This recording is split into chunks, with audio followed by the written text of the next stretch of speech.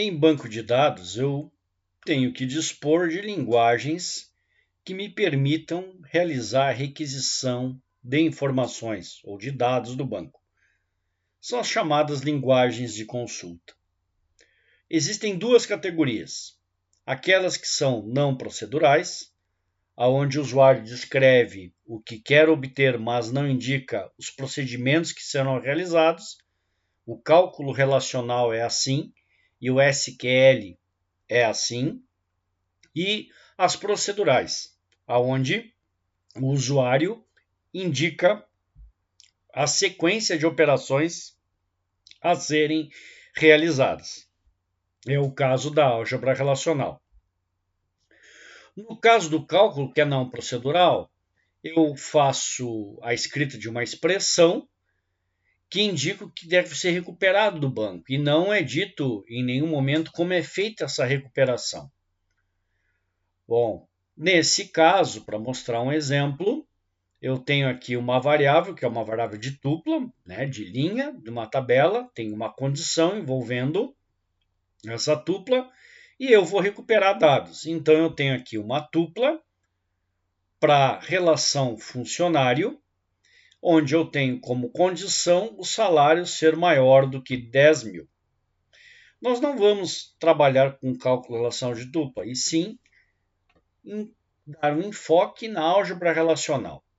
Para a gente entender o que é álgebra relacional, nós devemos lembrar que na matemática eu tenho um conjunto de objetos e um conjunto de operações que eu faço sobre esses objetos. Na aritmética, é um conjunto de números e eu tenho operações sobre esses números que geram outros números. Na álgebra, eu uso variáveis no lugar dos números. Já na álgebra relacional, os objetos são relações ou tabelas. Bom, então, a cada operação da álgebra, que eu vou submeter um conjunto de relações, eu vou obter uma outra relação.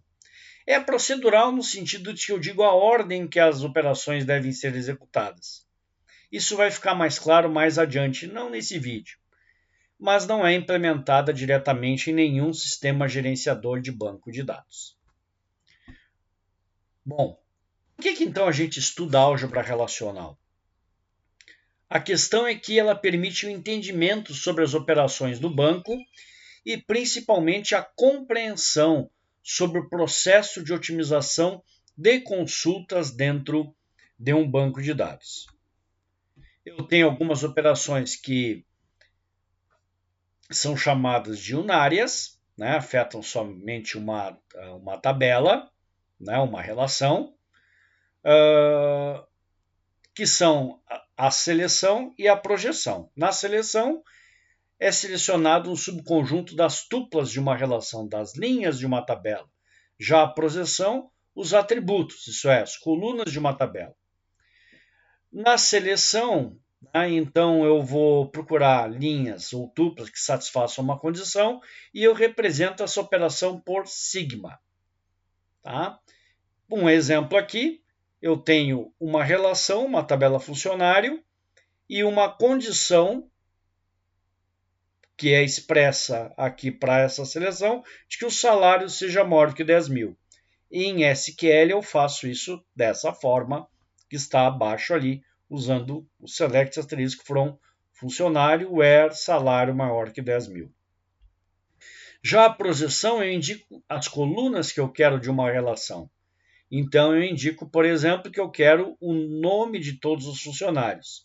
É dessa forma, usando o pi, a letra π para representar a projeção, que eu recupero as colunas, isso é a informação do nome de todos os funcionários que estão presentes dentro de uma relação ou tabela. Eu posso misturar as duas, então aqui eu estou recuperando o nome dos funcionários, o nome dos funcionários que recebem mais do que 10 mil.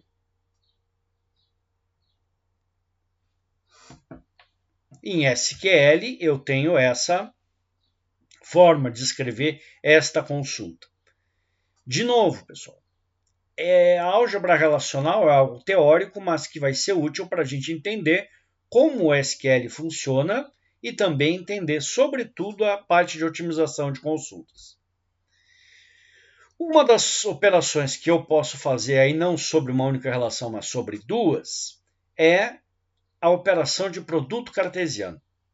Ela é representada por esse símbolo, e aqui eu tenho duas relações, e na relação resultante eu terei os atributos das duas relações, no caso R e S, e cada tupla de uma relação vai ser combinada com cada tupla de S. Vamos ver isso aqui. Imagine que eu tenha esses dados aqui, o departamento e o funcionário. Eu tenho 3 departamentos e 4 funcionários. Notem que um funcionário não está em nenhum departamento, eu indico isso aqui por um null, não tem nada armazenado, e eu tenho um departamento que não tem funcionários. Se eu fizer o produto cartesiano dessas duas relações, algo que eu faria em SQL dessa forma aqui, o que eu obtenho como resultado é uma relação aonde eu tenho a combinação de cada linha de uma tabela com as de outra. Então eu fico com isso aqui. Notem que, tendo 3 linhas numa tabela e 4 na outra, eu vou combinar cada uma dessas 3 com cada uma dessas aqui, eu vou ter então 12 linhas ou 12 duplas na relação, né, resultante. Isso aqui, pessoal, normalmente é seguido de uma operação de seleção. Então, me interessam os departamentos com os dados dos departamentos com seus funcionários, mas eu quero ter essa condição, desde que o código departamento na relação departamento, ou na tabela departamento, seja igual ao código departamento na relação funcionário. Em SQL eu faço isso dessa forma. E aí eu fico com uma linha, 2, 3 linhas. A Ana desaparece porque ela não tem associado a ela nenhum departamento. Como essa é uma operação muito frequente, produto cartesiano seguido de seleção, é comum se usar a operação de junção.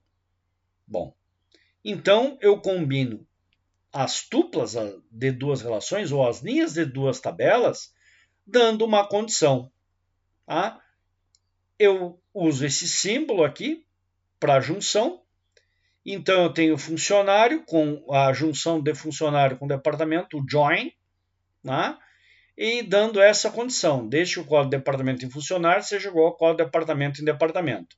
Em SQL, eu posso expressar isso dessa forma. Funcionário, inner join, departamento on, quer dizer, a condição do relacionamento, da junção entre as duas tabelas é dada aqui embaixo. É isso. No livro do Navati existem maiores detalhes sobre essa questão de álgebra relacional. Nós vamos estudar novamente algumas coisas sobre álgebra, mas por hora é isto.